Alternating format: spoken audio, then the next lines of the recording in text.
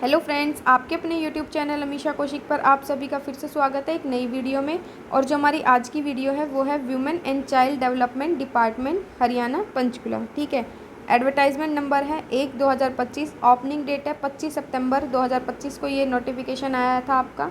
Closing date रहने वाली है आपकी 24 अक्टूबर, करीब एक महीने की आपकी ड्यूरेशन दी है फॉर्म फिल करने की। ठीक है, जो पब्लिक नोटिस है for engagement of various post on contract basis, ये देख लो आपकी जो वैकेंसी रहने वाली है वो कैसी है, कॉन्ट्रैक्ट बेसिस की रहेगी।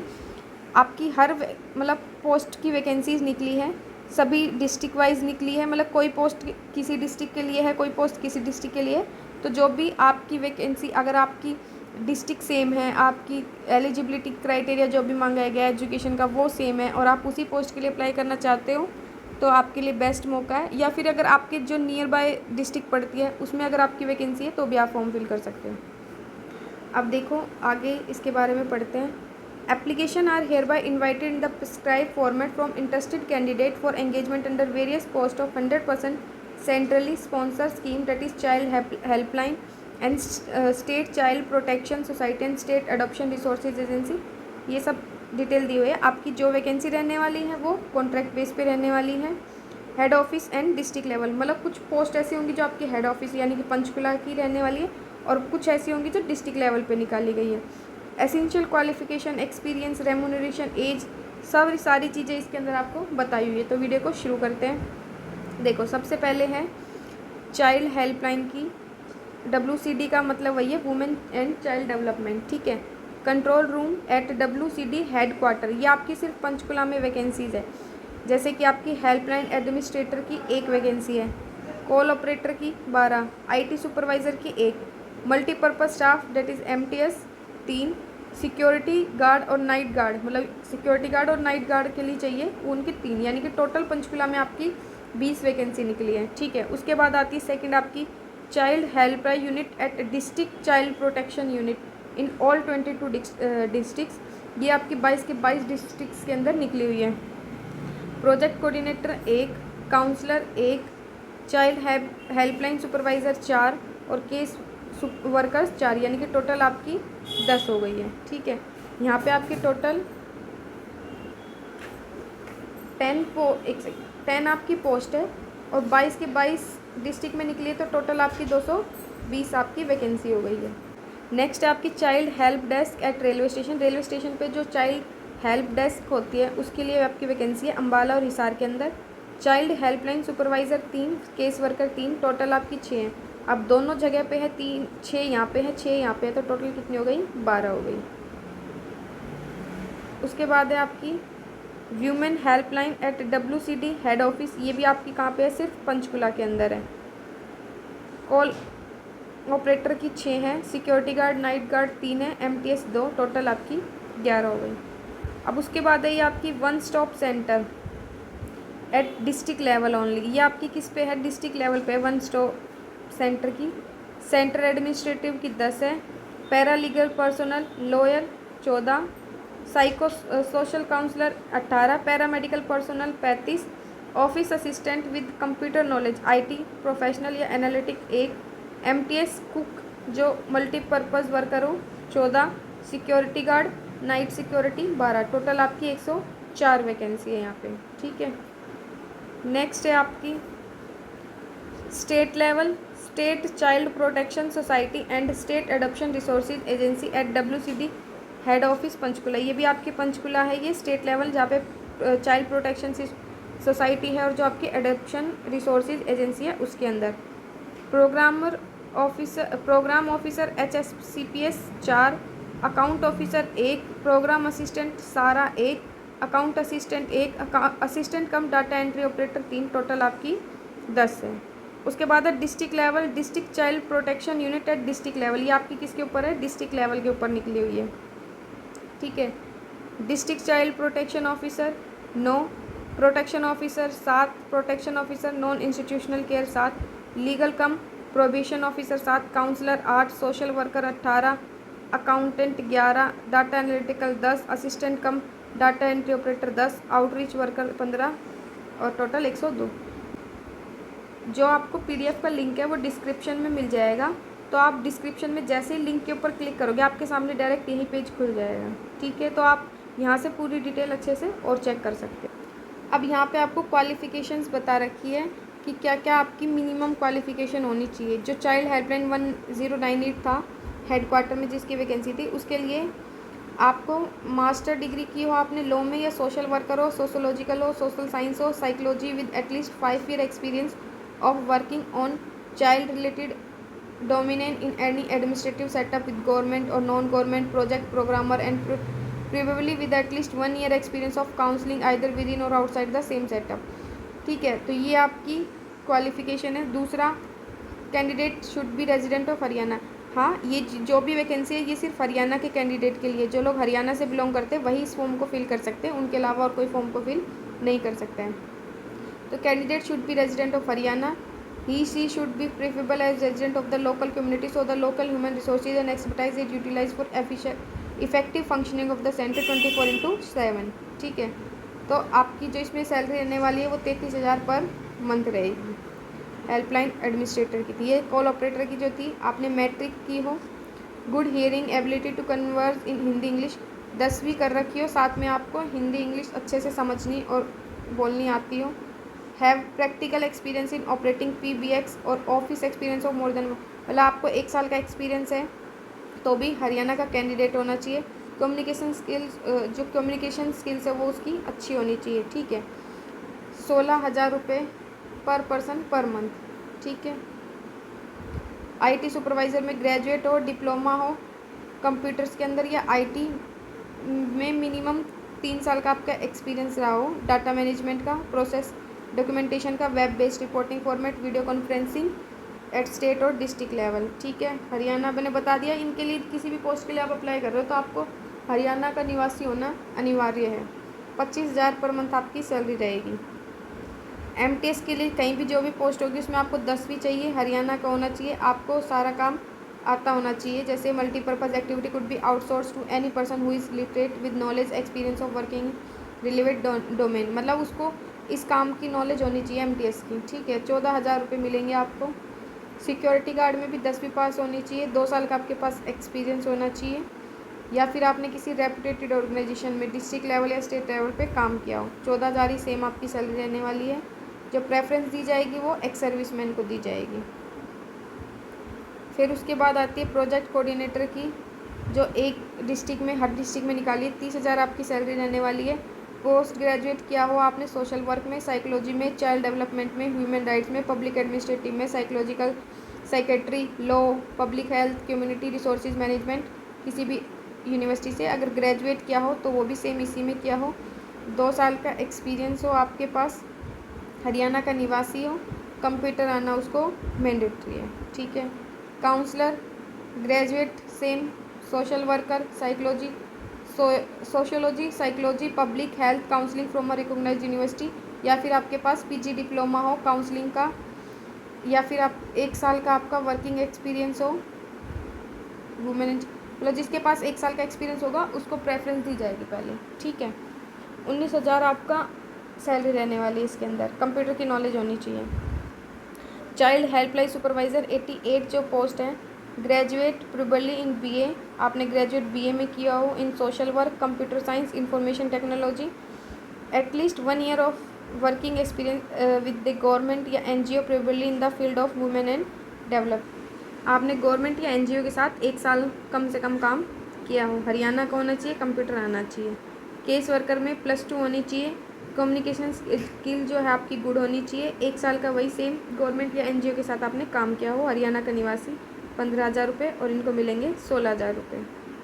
जो रेलवे स्टेशन वाली थी उसमें था ग्रेजुएट होनी चाहिए BA social work, computer science के अंदर, इंफॉर्मेशन टेक्नोलॉजी के अंदर, कम्युनिटी सोशोलॉजी, सोशल साइंस, किसी भी यूनिवर्सिटी से किया हो आपने, 1 साल वही सेम NGO के साथ आपने काम किया हो। 16,000 रुपये आपकी सैलरी रहने वाली है। केस वर्कर सेम, +2 होनी चाहिए। कम्युनिकेशन स्किल आपकी अच्छी होनी चाहिए। 1 साल का काम होना चाहिए। हरियाणा का निवासी होना चाहिए। 15,000 रुपये मिलेंगे। उसके बाद है कॉल ऑपरेटर, 20,000 रुपये पर मंथ रहने वाली है। Can be outsource to any person having +2 pass and good communication skill in Hindi, English and और regional language and having required qualification and experience working on telecom web based relevant system. देखो आप इसमें भी वही है कि जो वुमेन कैंडिडेट है ना, सबसे पहले कॉल ऑपरेटर के लिए उनको प्रेफरेंस दी जाएगी। आपने +2 किया हो और उसके साथ ही आपकी जो कम्युनिकेशन स्किल्स है हिंदी इंग्लिश में वो अच्छी होनी चाहिए। और बाकी वहाँ की जो रीजनल लैंग्वेज है, जैसे हरियाणा में थोड़ी सी हरियाणवी भी बोल लेते हैं कुछ लोग, तो वो आनी चाहिए। अगर आप पंचकुला साइड में जैसे आप जाते हो, जैसे यहाँ पे पंचकुला की वैकेंसी है, तो पंचकुला के कुछ लोग पंजाबी भी बोलते हैं, तो वो भी थोड़ी सी आपको आनी चाहिए। ठीक है, 20,000 रुपये आपके रहेंगे। सिक्योरिटी गार्ड में वही है, 10th पास होनी चाहिए, 2 साल का एक्सपीरियंस कम से कम होना चाहिए, तो गवर्नमेंट के एम्प्लॉई हो या फिर आप किसी भी रेपुटेटेड ऑर्गेनाइजेशन में आपने काम किया हो। एक्स सर्विसमैन को प्रेफरेंस दी जाएगी। 16,000 रुपये आपकी सैलरी रहेगी। MTS में 10th पास होनी चाहिए, सारे काम की आपको नॉलेज होनी चाहिए। 16,000 रुपये। One stop centre at various district level. अब देखो यहाँ पे आपको मेंशन कर दिया कि जहाँ जहाँ आपकी वैकेंसी है ना, वहाँ वहाँ का नाम लिख दिया, जैसे अम्बाला, हिसार, करनाल, कैथल, मेवात, रोहतक, सिरसा, सोनीपत, पंचकुला एंड यमुनानगर। तो सेंट्रल एडमिनिस्ट्रेटिव की 10 पोस्ट है यहाँ पे। Any women having a master in law, ये आपको सारी डिटेल दे रखी है कि अगर आपने इनमें से कुछ भी किया है तो आप एलिजिबल हो। सैलरी आपकी 30,000 रहने वाली है, रेमुनरेशन इन ₹30,000। ये देखो, अगर मैं ऐसे पूरा बताऊंगी तो बहुत ज़्यादा भीड़ हो जाएगी। मोस्टली सारी चीज़ें जो से सेंट्रल एडमिनिस्ट्रेशन की जो ऊपर पोस्ट आई थी उसमें जो क्वालिफ़िकेशन मांग रखी थी वही आपकी यहाँ पे क्वालिफ़िकेशन मांग रखी है। ठीक है, अगर आपको कोई क्वेरी आती है तो आप मुझे कमेंट बॉक्स में कमेंट कर देना, मैं आपका डाउट क्लियर कर दूँगी। बाकी मैं आपको अब डायरेक्ट जल्दी बता रही हूँ। जैसे पैरा लीगल और पर्सनल की है, उनके अंदर आप लीगल एडवाइज़र हो बाय डिस्ट्रिक्ट लीगल सर्विस में।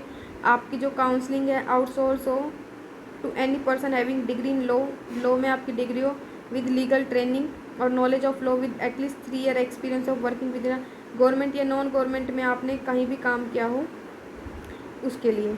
ठीक है, और आगे क्या है, government women related project program at the district level और to any practicing lawyer with at least 2 year experience of litigation in court of law.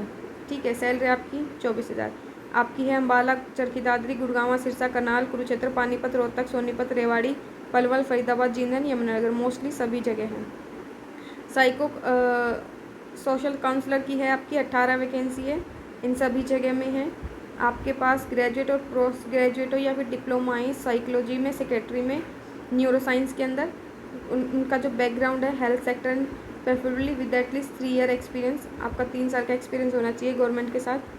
Paramedical, इसकी सैलरी आपकी 22,000 है। पैरामेडिकल पर्सनल में 35 वैकेंसी है, 2 अम्बाला में, 2 भिवानी, 2 फतेहाबाद, 2 जींद, इस तरीके से। इसमें भी आपने जो प्रोफेशनल डिग्री है ग्रेजुएट और पोस्ट ग्रेजुएट या डिप्लोमा हो पैरामेडिक के अंदर with a background in health sector and same वही चीज़ है कि 3 साल का आपके पास गवर्नमेंट और या फिर नॉन गवर्नमेंट का एक्सपीरियंस होना चाहिए। ठीक है, office assistant with computer knowledge IT के लिए the service could be source to any person who is graduate with at least diploma in computer, उसने डिप्लोमा किया हो, IT की हो ग्रेजुएट के साथ साथ, 3 साल का कम से कम उसके पास एक्सपीरियंस होना चाहिए। 22,000 उसकी सैलरी रहने वाली है। MTS स्टाफ कुक है, उसके लिए भी आपकी जो सैलरी 13,000 रहेगी, 10th पास होना चाहिए उसको। सिक्योरिटी गार्ड में मैंने आपको अभी बताया था वही है, एक्स सर्विसमैन को प्रेफरेंस दी जाएगी और 2 साल का आपका एक्सपीरियंस होना चाहिए। 10th पास के लिए 13,000 सैलरी है। उसके बाद है प्रोग्राम ऑफिसर, पोस्ट ग्रेजुएट हो आपकी इनमें से किसी में भी, सोशोलॉजिकल में, child development, human rights, public administration में, इनमें, और आपकी सैलरी रहेगी 34,755 रुपये। ठीक है, अकाउंट ऑफिसर है, MCOM from any recognised university, आपने MCOM किया हो किसी भी यूनिवर्सिटी से। Additional weightage will be given to candidate with experience of 3 years as accountant या account officer.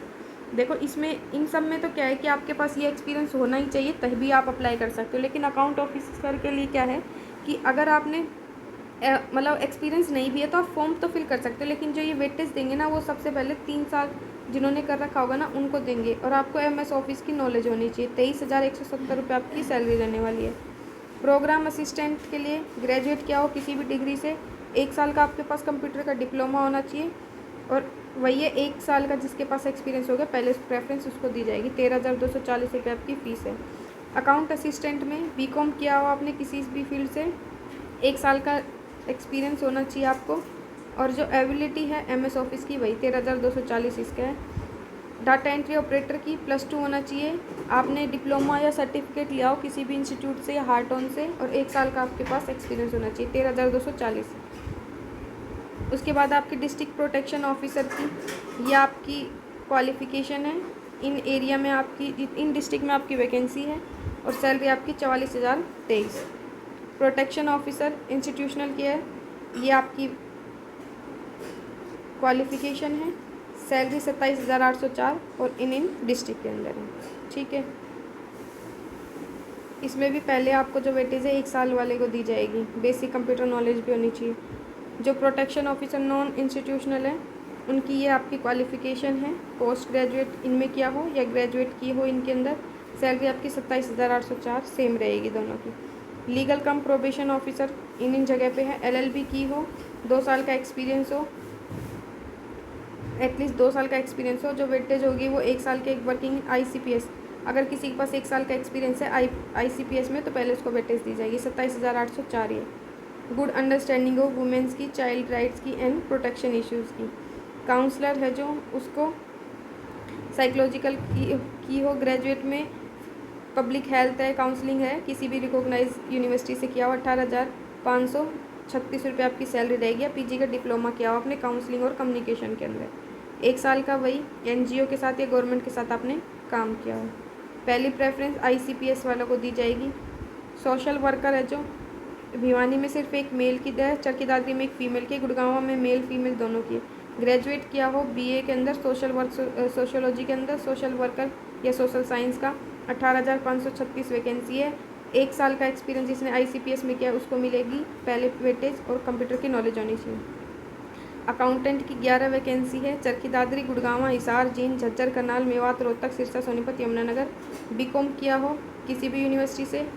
Additional weightage will be given candidate with experience of 3 year. इसमें भी वही है, 3 साल का एक्सपीरियंस जिसके पास होगा उसको वेटेज दी जाएगी। कंप्यूटर की नॉलेज होनी चाहिए। 18,536 रुपये। ऐसा नहीं है कि आप ऐसे ही मतलब दिखा दो कि भाई मेरे पास तो 2 साल का एक्सपीरियंस। इन्होंने प्रॉपर बोल रखा है कि हमें आपकी फीस स्लिप कह रही, जो आपकी सैलरी स्लिप है वो चाहिए। साथ में ही हमें आपका मतलब जो भी आप जहाँ पे काम करो उसकी पूरी डिटेल और इन्फॉर्मेशन हमें सब कुछ चाहिए। पिछले 2 मंथ की या 3 मंथ की सैलरी भी मांग रखी है। अभी मैं नीचे बताऊँगी आपको जब आगे एडिशनल इन्फॉर्मेशन पढ़ेंगे उसके अंदर। तो ऐसा नहीं है कि आप झूठ बोल के बनवा दोगे। ठीक है, इन्होंने प्रॉपर सारी डिटेल मांगी हुई है। डाटा एनालिटिकल के अंदर क्या है, ग्रेजुएशन किया हो स्टैटिक्स में, मैथमेटिक्स में, इकोनॉमिक्स में, BCA किए हो, 1 साल का वही 18,536 कंप्यूटर की नॉलेज। डाटा एंट्री ऑपरेटर +2 किया हो, कोई भी डिप्लोमा हो, 1 साल का एक्सपीरियंस होना चाहिए फील्ड के अंदर। 13,240 रुपये। आउटरीच वर्कर +2 कम्युनिकेशन स्किल अच्छी होनी चाहिए। 1 साल का कम से कम आपके पास एक्सपीरियंस होना चाहिए। सैलरी आपकी 10,592 रुपये। ठीक है, आपको ये जो फॉर्म भरना है ये ऑफलाइन भरना है। ऑफलाइन आपको फॉर्म अभी इसके नीचे दे रखा होगा, मैं आपको दिखाती हूँ। आप किसी भी CSC सेंटर पे जाएंगे, वहाँ से आपको इजीली फॉर्म अवेलेबल हो जाएगा, या फिर आप इसी का प्रिंट निकलवा के पोस्ट ऑफिस से इसे पोस्ट कर देना। जो एड्रेस रहने वाला है वो आपका ये रहने वाला है। एनवेलप पे बाहर आपको लिखना है application for the post of. इतनी सारी है, उनमें से आप किसके लिए कर रहे हो, अकाउंट असिस्टेंट के लिए कर रहे हो तो अकाउंट असिस्टेंट लिख दोगे, काउंसलर के लिए कर रहे हो तो काउंसलर, MTS है तो MTS। इस तरीके से जिस भी पोस्ट के लिए आप अप्लाई कर रहे हो उसका नाम आप बाहर लिख दोगे। इस एड्रेस पे आपको ये सेंड करना है। जो भी आप फॉर्म फिल करोगे उसके साथ में आपको अपने डॉक्यूमेंट्स कौन कौन से लगाने हैं, मार्कशीट लगानी है, पासिंग सर्टिफिकेट मतलब जो भी आपका सर्टिफिकेट है वो लगाओगे, एक्सपीरियंस सर्टिफिकेट लगाओगे, कैटेगरी कास्ट सर्टिफिकेट जैसे OBC SC ST अगर आप उनसे अप्लाई करते हो तो वो सर्टिफिकेट लगेंगे। Certificate in support of age proof any other relevant document, मतलब वैसे तो एज का जो प्रूफ होता है वो हमारी 10th क्लास की जो मार्कशीट होती है वही होता है।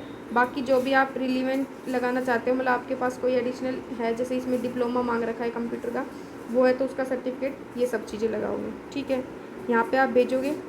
Short list candidate called for interview shall be bring original document submitted for verification. जब भी आप शॉर्ट लिस्ट होते हो, आपको इंटरव्यू के लिए बुलाया जाता है तो आपको ओरिजिनल डॉक्यूमेंट्स लेके जाने होंगे वेरिफिकेशन के लिए। ठीक है, एप्लीकेशन फॉर्म के साथ 2 passport size photo, date of birth, 10th की marksheet, high school certificate for proof date of birth, certificate of academic and professional qualification, marks all semester include 10th-12th की मार्कशीट होनी चाहिए। प्रूफ ऑफ आइडेंटिटी पासपोर्ट, मतलब आपको कोई भी proof देना है अपना आइडेंटिटी कार्ड का, आधार कार्ड दे सकते हो, वोटिंग आईडी दे सकते हो, ड्राइविंग लाइसेंस दे सकते हो, ये सब। पैन कार्ड होना चाहिए जो भी आपका, देखो ये दे रखा, ये पॉइंट ध्यान से देखो, 6 पॉइंट, इसमें आपको बोल रखा है proof of professional experience as claim in the application form in respect of current employed, experience certificate, joining letter with last month's salary slip, form 16 and other document which clearly prove continuity in the job are to be attached. In case certificate claim is not established from the proof submit his application liable to be rejected। अगर आप झूठा experience कहीं से बनवा के लगाते हो तो आपके फॉर्म को रिजेक्ट कर दिया जाएगा। इन्होंने ज्वाइनिंग लेटर तक मांग रखा है आपसे, ठीक है, या फिर experience certificate. Any other document in support of either candidate, कोई अदर डॉक्यूमेंट जो आपको आप मतलब आपके पास हाई क्वालिफिकेशन है वो लगा सकते हो। The number of post mention above in indicate in nature it may be increase और डिक्रीज, ये आपकी इंक्रीज और डिक्रीज हो सकती है। Experience will be record as on date of advertisement. If any of the claim made by candidate is found to be incorrect false candidate will reject summarily. अगर आप कुछ भी गलत इन्फॉर्मेशन पाई जाती है तो आपको वहीं पर रिजेक्ट कर दिया जाएगा। जब आपको इंटरव्यू के लिए बुलाया जाता है और आप इंटरव्यू में जो भी आपने ओरिजिनल डॉक्यूमेंट मतलब जो आप फोटोकॉपी लगाते हो अपने एप्लीकेशन फॉर्म को भरते टाइम, और वही डॉक्यूमेंट अगर आपके नहीं पाए जाते या आप किसी भी तरीके से फेल हो जाते हो तो आपको वहीं से ही रिजेक्ट कर दिया जाएगा, ठीक है। अगर आप कहीं जॉब कर रहे हो तो आपको NOC चाहिए इंटरव्यू के टाइम पे। Candidate have produce character certificate duly sign by the gazetted officer at the time of interview joining. अगर आप कहीं जॉब कर रहे हो तो आपको वहाँ से करेक्टर सर्टिफिकेट भी लेके आना होगा जो कि गेजेटेड ऑफिसर के साइन हुए होने चाहिए, ठीक है। आपकी जो ये पोस्ट है इसके अंदर आपका प्योरली कॉन्ट्रैक्ट बेसिस में आपको रेगुलर नहीं किया जाएगा, कोई भी अदर बेनिफिट नहीं दिए जाएंगे, ना ही आपको TA और DA दिया जाएगा। एज आपकी 18 से 42 साल है हरियाणा गवर्नमेंट पॉलिसी के अकॉर्डिंग। और जो भी सर्विंग है government PSC officially selected allowed to join only after they are probably relieve from their parent organisation. जिस भी जहाँ पे भी आप वर्क कर रहे होंगे जब तक आप वहाँ से कंप्लीट रिलीविंग लेटर नहीं ले लोगे तब तक आपको यहाँ पे ज्वाइनिंग नहीं दी जाएगी। Candidate will require to undergo medical examination after selection and will be consider for the proposed engagement only if found medically fit. आप अगर मेडिकली फिट होते हो तो ही आपको लिया जाएगा जब भी आपका सिलेक्शन हो जाता है उसके बाद, ठीक है। तो ये सारी डिटेल्स थी सिलेक्शन प्रोसेस। और देख लो, the application will be scrutinized at directorate of women and child development department by selection committee and candidate will be shortlist based on merit. जिनको भी शॉर्टलिस्ट किया जाएगा मेरिट बेस पे किया जाएगा। जैसे मान लो किसी में BCom मांग रखी है तो BCom वालों की सारी लिस्ट बना ली जाएगी, किसी के 70% है, किसी के 69, किसी के 85, इस तरीके से फिर उनको इंक्रीजिंग या डिक्रीजिंग ऑर्डर में चेक करेंगे। जो भी टॉप के मेरिट होंगे, जैसे इनको मान लो 10 बच्चे बुलाने हैं, 15 बच्चे बुलाने, 100 बच्चे बुलाने, तो उसके हिसाब से वहाँ पे एक्सेल में सेट करके आपके सभी के नाम निकाल लिए जाएंगे और आपको इंटरव्यू के लिए बुला लिया जाएगा, ठीक है। The recommendation set committee shall be final, no further corresponding in the no application will be consider after closing date. 24 October 2025 के बाद आपका जो भी एप्लीकेशन रिसीव होगी उनको वो कैंसिल पहले ही रिजेक्ट कर दी जाएगी। ऑफिशियली वेबसाइट पे जाके भी आप चेक कर सकते हो। अपडेटिंग जितनी भी होगी सारी date of interview result and final, ये सारा आपका ऑफिशियली वेबसाइट पे बताया जाएगा। No other means of communication will be done with the applicant with regarding to date of interview result and final. मतलब जो भी आपको इन्फॉर्मेशन मिलेगी वो सारी इसी वेबसाइट पे मिलेगी। इसके अलावा आपको अलग से फर्दर कुछ भी नहीं बताया जाएगा, ठीक है। तो ये आपका था women and child development department में आपकी जो वैकेंसीज है। अगर आप एलिजिबल हैं तो इस फॉर्म को फिल कर दीजिए टाइम से पहले, ठीक है। आज की वीडियो में इतना ही, थैंक यू।